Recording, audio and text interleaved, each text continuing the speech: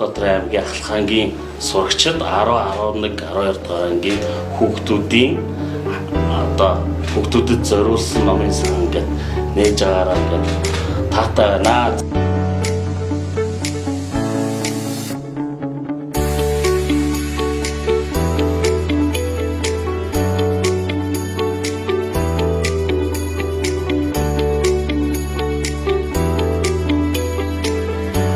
Номын сан байгуулах бас ажил яригдчихсэн.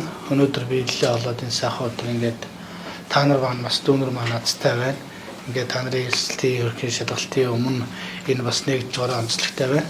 Ерөнхийдөө аймгийн хувьд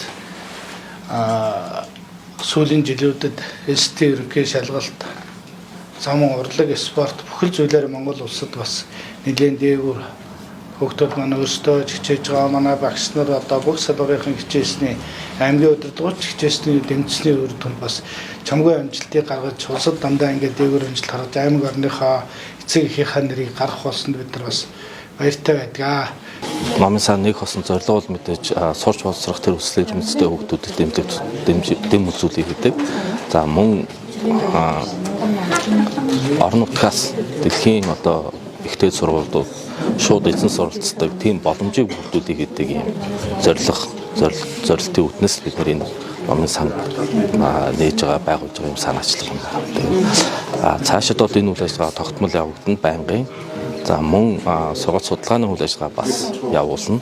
Оюутнуудад болон сурагчдад зориулсан сургалт зайнаас болон бит танхимын сургалтуудыг хослуулаад явуулсан. Тэгээ эх хичээлийн жилээс нарийн төлөвлөгөөнүүд боловсруулсан байгаа. Тэгээд төрөлцсөн номын сан манаас төрөлцсөн юм номын сан байгаа. Байгаль шинжилт төлхөө математик, хим, физик, биологийн юм ном сурагчийг хэрэглэх түн гарын авлуудаар бүрэн хангагдсан юм номын сан болсон байна.